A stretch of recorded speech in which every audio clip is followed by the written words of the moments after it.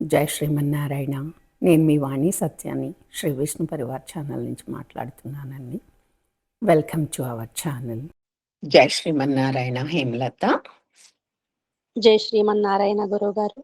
అమ్మ, ఈరోజు శతశ్లోకి వాల్మీకి రామాయణంలోని 19th శ్లోకం నుంచి 23 వరకు చెప్పుకుందామమ్మ. ఫస్ట్ 19th శ్లోకం. తమేవం గుణ సంపన్నం రామం సత్యపరాక్రమం జ్యేష్ఠం శ్రేష్ఠ గుణైర్యుక్తం ప్రియం దశరథసుతం ప్రకృతీనాం హితైర్యుక్తం ప్రకృతి ప్రియ కామ్యయ.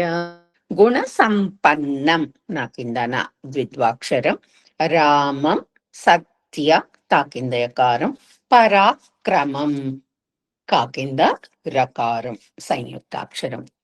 నెక్స్ట్ 20వ శ్లోకంలో చూస్తే ఫస్ట్ లైన్ జ్యేష్ఠం జాకింద యకారం, షణ్ముఖంలో షాకింద కా మహాప్రాణం ఉంది, రెండు కూడా సంయుక్తాక్షరాలు. మళ్ళీ సేమ్ శ్రేష్ఠ, ఇక్కడ శంకర్లో షాకింద రకారం, సేమ్ షాకింద ఠ, గుణైర్యుక్తంలో రా కింద యకారం, కా కింద త, నాలుగు కూడా సంయుక్తాక్షరాలు. శ్రేష్ఠ గుణైర్యుక్తం ప్రియం పాకింద రకారం, దశరథసుతం కా ఒత్తాక్షరం మహాప్రాణం, సాకింద సా ద్విత్వాక్షరం. ప్రకృతీనాం పాకింద రకారం సంయుక్తాక్షరం, హితైర్యుక్తం సేమ్ మళ్ళీ రాకింద యకారం, కాకింద త సంయుక్తాక్షరాలు. ప్రకృతి పాకింద రకారం సంయుక్తాక్షరం, ప్రియ కామ్యయ సేమ్ పాకింద రకారం, కామ్యయ మా కింద యా అది కూడా సంయుక్తాక్షరం. అన్ని సంయుక్తాక్షరాలని కూడా పైలెటర్ ని కొంచెం ఒత్తి మంచిగా పలకాలి. ఇప్పుడు ఆఫ్లైన్. తమేవం గుణ సంపన్నం, తమేవం గుణ సంపన్నం, తమేవం గుణ సంపన్నం రామం సత్యపరాక్రమం, రామం సత్యపరాక్రమం, రామం సత్యపరాక్రమం. 20th శ్లోకం. జ్యేష్ఠం శ్రేష్ఠ గుణైర్యుక్తం, జ్యేష్ఠం శ్రేష్ఠ గుణైర్యుక్తం, జ్యేష్ఠం శ్రేష్ఠ గుణైర్యుక్తం ప్రియం దశరథసుతం, ప్రియం దశరథసుతం, ప్రియం దశరథసుతం.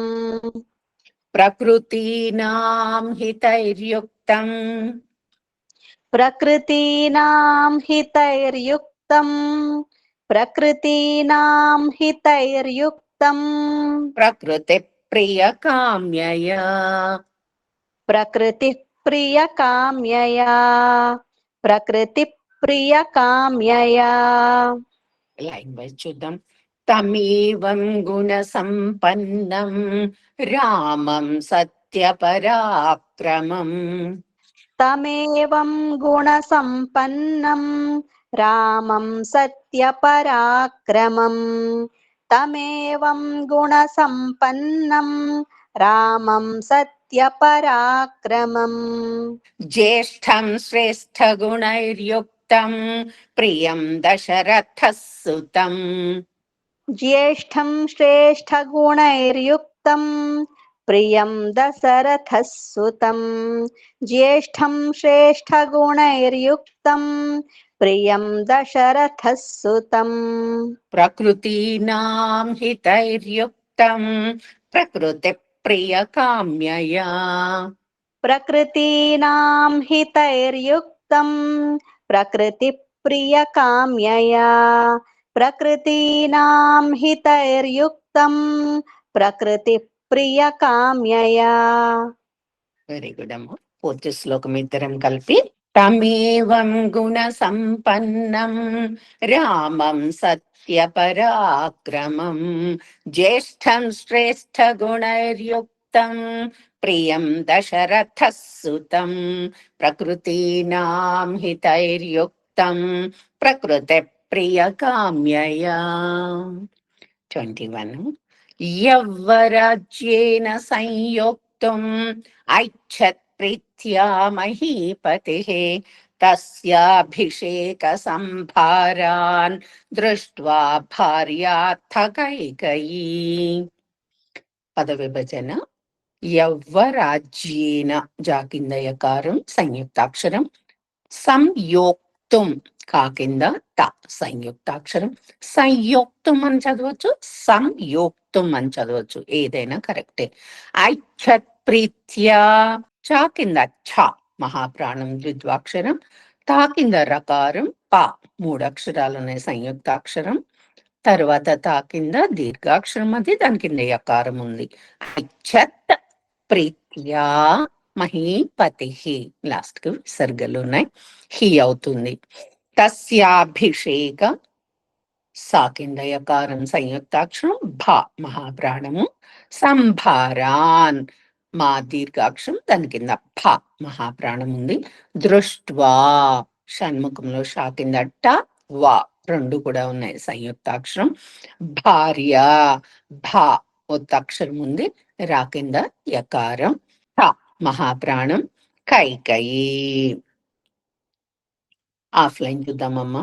యవ్వరాజ్యేన సంయోక్తుం యౌవరాజ్యేన సంయోక్తుం యౌవరాజ్యేన సంయోక్తుం ఐచ్ఛత్ ప్రీత్యా మహీపతిః ఐచ్ఛత్ ప్రీత్యా మహీపతిః ఐచ్ఛత్ ప్రీత్యా మహీపతిః తస్యాభిషేక సంభారాన్ తస్యాభిషేక సంభారాన్ తస్యాభిషేక సంభారాన్ దృష్ట్వా భార్యార్థ కైకయీ దృష్ట్వా భార్యార్థ కైకయీ దృష్ట్వా భార్యార్థ కైకయీ.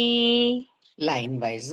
యవ్వరాజ్యేన సంయోక్తుం ఐచ్ఛత్ ప్రీత్యా మహీపతిః యౌవరాజ్యేన సంయోక్తుం ఐచ్ఛత్ ప్రీత్యా మహీపతిః యౌవరాజ్యేన సంయోక్తుం ఐచ్ఛత్ ప్రీత్యా మహీపతిః తస్యాభిషేక సంభారాన్ దృష్ట్వా భార్యార్థ కైకయీ తస్యాభిషేక సంభారాన్ దృష్ట్వా భార్యార్థ కైకయీ తస్యాభిషేక సంభారాన్ దృష్ట్వా భార్యార్థ కైకయీ. పూర్తి శ్లోకం. యవ్వరాజ్యేన సంయోక్తుం ఐచ్ఛత్ ప్రీత్యా మహీపతిః తస్యాభిషేక సంభారాన్ దృష్ట్వా భార్యార్థ కైకయీ. థర్డ్ శ్లోకం. పూర్వం తక్తవరా దేవీ వరమేన మయాచతః వివాసనం చ రామస్య భరతస్యాభిషేచనం. ఇది 22వ శ్లోకం. పూర్వం రా కింద వకారం సంయుక్తాక్షరం దత్తవరా తా కింద తా ద్విత్వాక్షరం దేవి ద్విత్వాక్షరాలను కూడా పైలట్ ని చక్కగా ఒత్తి పలకాలి. వరమేన మయా చతః లాస్ట్ కి విసర్గలు ఉన్నాయి. వివాసనం చ వివాసనం ఆర్ వివాసనం చ ఎలా అయినా పలకొచ్చు. రామస్య సా కింద యకారం భరతస్యాభి భ ఒత్తక్షరం సా కింద యకారం సంయుక్తాక్షరం అగైన్ భ మహాప్రాణం షేచనం. ఆఫ్లైన్ చూద్దామమ్మా. పూర్వం దత్తవరా దేవి పూర్వం దత్తవరా దేవి పూర్వం దత్తవరా దేవి వరమేన మయాచతః వరమేన మయాచతః వరమేన మయాచతః వివాసనం చ రామస్య వివాసనం చ రామస్య వివాచనం చ రామస్య భరతస్యాభిషేచనం భరతస్యాభిషేచనం భరతస్యాభిషేచనం. Line wise. పూర్వం దత్త దత్తవరా దేవి వరమేణ మయాచతః. పూర్వం దత్తవరా దేవి వరమేణ మయాచతః. పూర్వం దత్తవరా దేవి వరమేణ మయాచతః. వివాసనం చ రామస్య భరతస్యాభిషేచనం. వివాసనం చ రామస్య భరతస్యాభిషేచనం. వివాసనం చ రామస్య భరతస్యాభిషేచనం. పూర్తి శ్లోకం ఇద్దరం కలిపి. పూర్వం దత్తవరా దేవి వరమేణ మయాచతః. వివాసనం చ రామస్య భరతస్యాభిషేచనం. 23rd లాస్ట్ శ్లోకం ఈరోజు. ససత్యవచనాచ్చైవ ధర్మపాశేన సంయతః. వివాసయామాస సుతం రామం దశరథః ప్రియం. ససత్య తా కింద యకారం సంయుక్తాక్షరం, వచనాచ్చైవ చ కింద ఛ ద్విద్వాక్షరం, ధర్మ ధ ఉత్తాక్షరం, రా కింద మకారం సంయుక్తాక్షరం, ధర్మపాశేన సంయతః తా తర్వాత విసర్గలో హా వస్తుంది. వివాసయామాస సుతం రామం దశరథః ప్రియం. దశరథాలు థ మహాప్రాణం, తర్వాత విసర్గలు, తర్వాత పా ఉంది కాబట్టి పొల్లు పా ఉఫ్ వస్తుంది. దశరథః ప్రియం పా కింద రా సంయుక్తాక్షరం. ఆఫ్లైన్ చూద్దాం. ససత్యవచనాచ్చైవ ససత్యవచనాచ్చైవ ససత్యవచనాచ్చైవ ధర్మపాశేన సంయతః. ధర్మపాశేన సంయతః. ధర్మపాశేన సంయతః. వివాసయామాస సుతం. వివాసయామాస సుతం. వివాసయామాస సుతం. రామం దశరథః ప్రియం. రామం దశరథ ప్రియం. రామం దశరథ ప్రియం. Line wise. ససత్యవచనాచ్చైవ ధర్మపాశేన సంయతః. ససత్యవచనాచ్చైవ ధర్మపాశేన సంయతః. ససత్యవచనాచ్చైవ ధర్మపాశేన సంయతః. వివాసయామాస సుతం రామం దశరథః ప్రియం. వివాసయామాస సుతం రామం దశరథ ప్రియం. వివాసయామాస సుతం రామం దశరథ ప్రియం. పూర్తి శ్లోకం ఇప్పుడు ఇద్దరం కలిపి. ససత్యవచనాచ్చైవ ధర్మపాశేన సంయతః.